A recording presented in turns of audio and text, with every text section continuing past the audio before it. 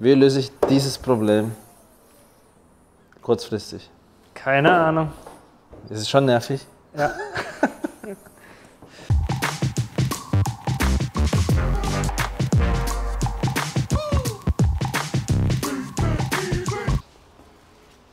Servus.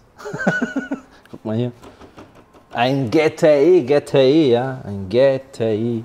Woo! Das Auto kam zu mir. Also 5er GTI, 200 PS, AXX Motor. Kennt ihr bestimmt. Gängiges und nicht seltenes Auto. Hat ein Kumpel gekauft mit Klackern. So. Im Kaufvertrag steht was drin von Öldruck, kein Öldruck und so weiter und was weiß ich. So, da ich das Auto gehört habe und das Geräusch ziemlich weit rechts kam, habe ich gedacht, nee, Öldruck ist glaube ich nicht. Ich habe schon ein bisschen zerlegt, habe schon geguckt und ich habe den Fehler gefunden. Und zwar diese Kette. Die Kette selber ist jetzt nicht das Problem, sondern da ist ja eine Gleitschiene oben drauf. Und dieser Spanner drückt auf diese Gleitschiene. Die Gleitschiene ist einfach zerbrochen. Und der Spanner drückt jetzt direkt aufs Metall und es hört sich brutal metallisch an. Also richtig krass. Ja, jetzt tauschen wir das Ganze mal aus. Die Kette mit dem Spanner und so weiter. Aber auf meine Art, ne? Also nicht hier wie VW das vorschreibt, sondern ich mache das so, wie ich das mache. Ja, jetzt mache ich erstmal ein bisschen sauber mit dem Bremsenreiniger. Falls das jemand nachmachen möchte, bitte, sehr gern.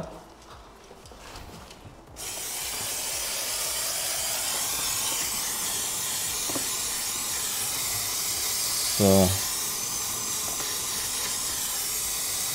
Ich tausche nur die Kette und den Spanner aus.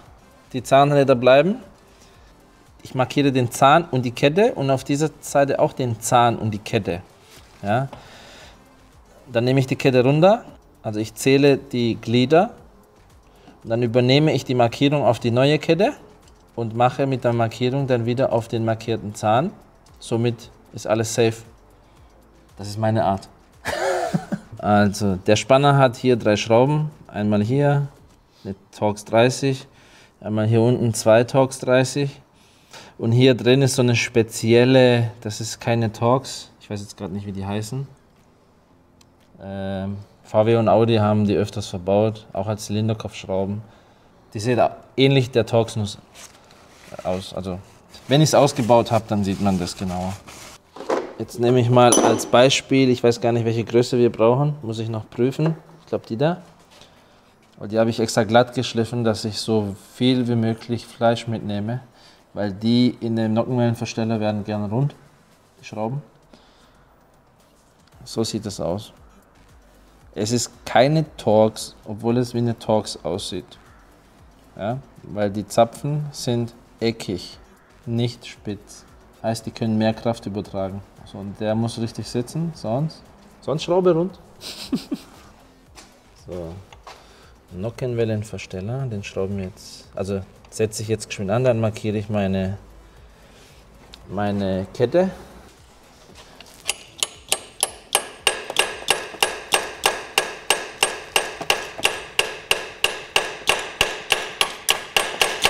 So, sitzt. Muss das so? Ja, die Nuss muss ganz drin in der Schraube sitzen, sonst haben wir ein Problem. Dann markiere ich mal einmal den Zahn hier, dann meine Kette hier, dann seitlich, dann hier unten.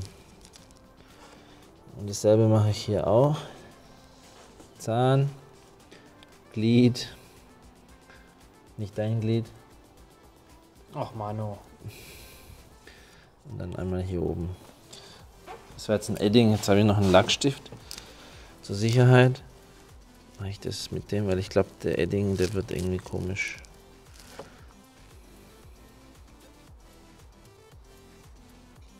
Das sieht man definitiv schon viel besser.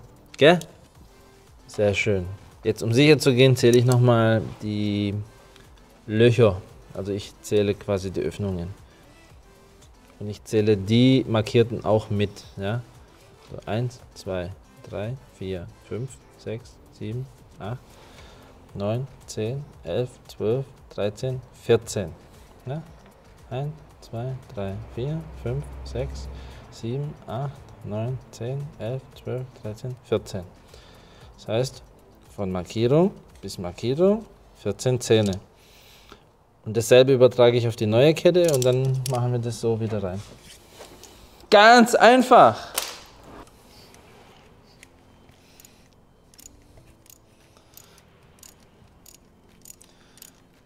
Ich löse jetzt einfach mal den Spanner. Der Spanner geht unten hinter die Kette. Das heißt, es ist ein bisschen Gefummel, aber ja, seht ihr gleich.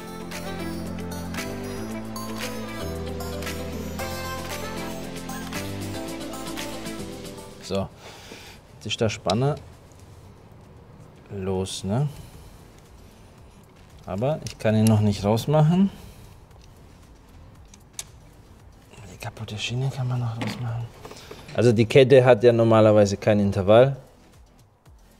Aber ich sage, bevor das Auto die 200.000 erreicht, sollte man das auf jeden Fall einmal gewechselt haben. Weil früher oder später geht das kaputt, einfach nur weil ja, Materialschwäche irgendwann eintritt. Und bevor es einen Motorschaden gibt, lieber das einmal austauschen, ist wahrscheinlich wesentlich günstiger. Genau, und ist an einem Tag erledigt. Also es ist ja keine Steuerkette, wie man sie eigentlich vorne kennt, sondern das dreht sich ja nur ein paar Stunden. Ne? So. Jetzt müssen wir das festhalten. Wie mache ich das? Wir nehmen jetzt mein Lieblingswerkzeug neben dem Hammer. Und mit dieser Zange, das ist die Universal-Spezial-Werkzeugzange, mit der hebe ich jetzt den Spanner fest.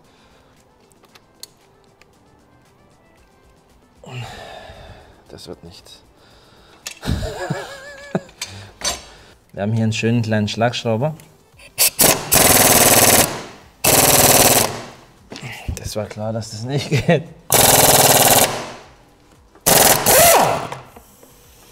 Meine Nuss ist abgebrochen. Scheiße! Nein!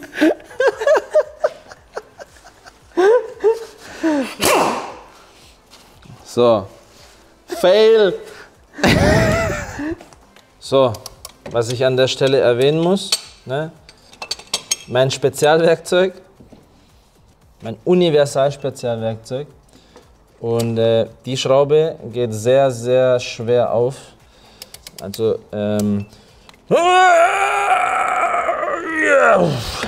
offen. Ja. Wird der eine oder andere sich die Zähne ausbeißen. Das verspreche ich euch. Ich kann euch nur sagen, besorgt euch eine gescheite Nuss und ordentlich mit dem Hammer draufballern. Ja, ist zwar nicht so gut für Nockenwelle und Co., aber es wird nicht anders gehen, ne? Weil diese Nuss, diese Schraube hat eine große Auflagefläche. Der Reibwert ist halt sehr groß.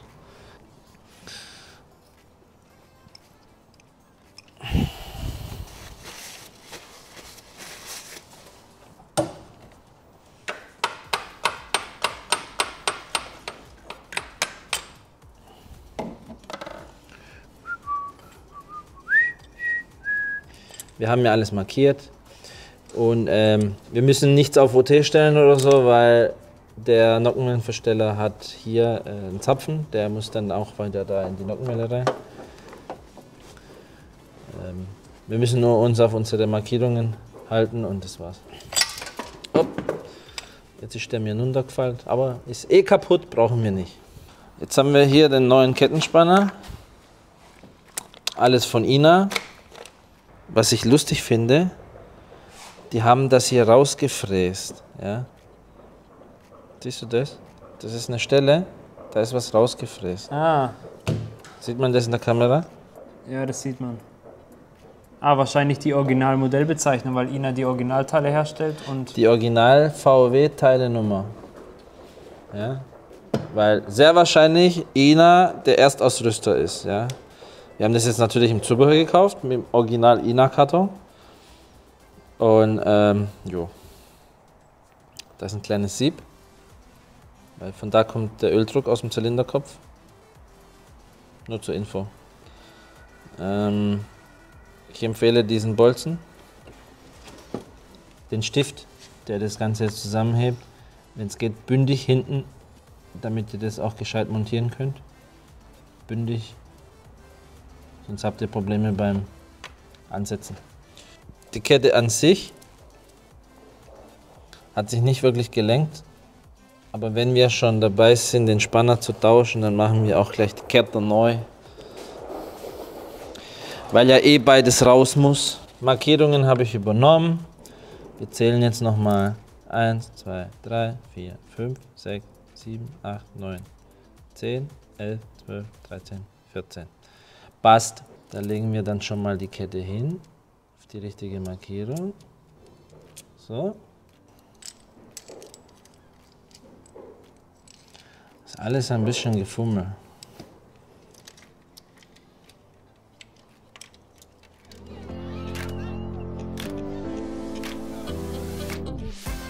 Jetzt habe ich das Problem, dass mein Zapfen hinten nicht passt, weil das alles etwas verdreht ist. Heißt, meine Nockenwelle, die hintere, ist zu weit vorne. Ich muss sie nach hinten drehen. Das kann ich mit der Nockenwelle hier auch machen.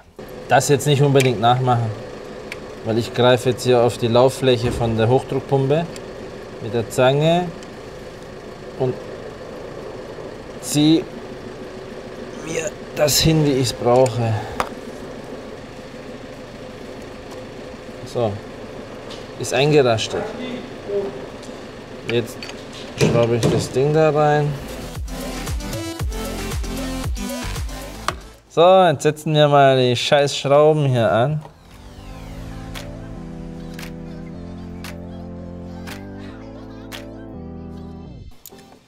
Ich mache ja alles schön ohne Drehmoment und so, alles nach Gefühl. Ja. Aber das müsst ihr da draußen nicht. Aber ich denke mal, jeder Mechaniker hat irgendwie seine Tricks. Wird sich wahrscheinlich eh niemand wirklich so trauen von den Laien, das zu tauschen.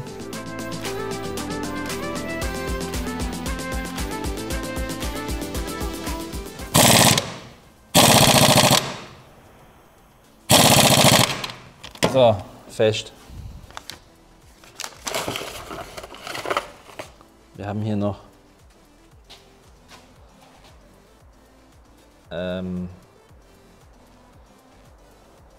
Kettenschutz. Was machen wir jetzt mit dem Kettenschutz? Auf die Kette schmieren. Auf die Kette schmieren. Sollen wir das auch wirklich tun? Macht Sinn, oder nicht? Ich halte nichts davon, aber okay. Wir machen es trotzdem. Auf die Plätze, fertig. Boom. War unspektakulärer als Ja, gedacht. wir schmieren jetzt ein bisschen von dem Zeug hier drauf. Kettenschutz, Protect, was auch immer. Produziert von Liquimoli. Also ist keine bezahlte Werbung, ich lese nur, was da steht.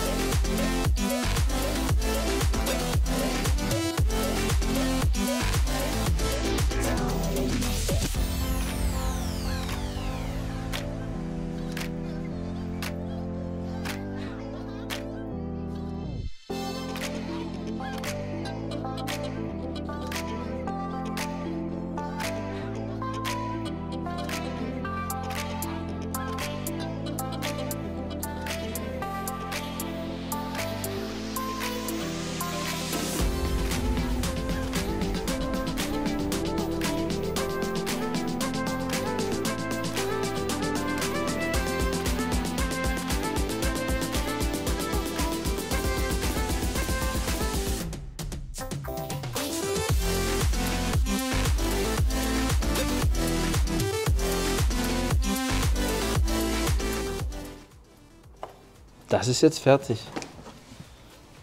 So, wir checken jetzt mal Öl. Das Kühlwasser ein bisschen auffüllen, weil mir der Zapfen hier abgebrochen ist, habe ich den Flansch mal getauscht. Jetzt mache ich die Batterie rein. Eigentlich lassen wir die Batterie weg, weil die ist kaputt. Wir brauchen eine neue, aber wir machen das mit dem Booster. Ich glaube, wir haben ein bisschen zu viel Öl drin. Aber ich würde sagen, wir machen einen geschwinden Ölwechsel. Lassen das Öl ab und machen mal frisches Öl, weil das ist auch dunkel. Aber ich hätte gesagt, das machen wir mal kurz ohne Kamera, weil Akku ist ein bisschen schwach. Ja, mach Pause. Ja, ihr seht uns gleich wieder. Bis gleich. Weil Batteriedefekt habe ich den Booster da reingestellt. Tut nichts zur Sache. Jetzt wird das beim ersten Start wahrscheinlich erstmal rasseln, aber Ich gehe in Sicherheit. Hauptsache geht.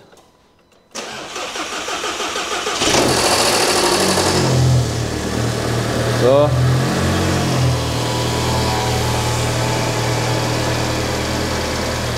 Läuft gut? Ja.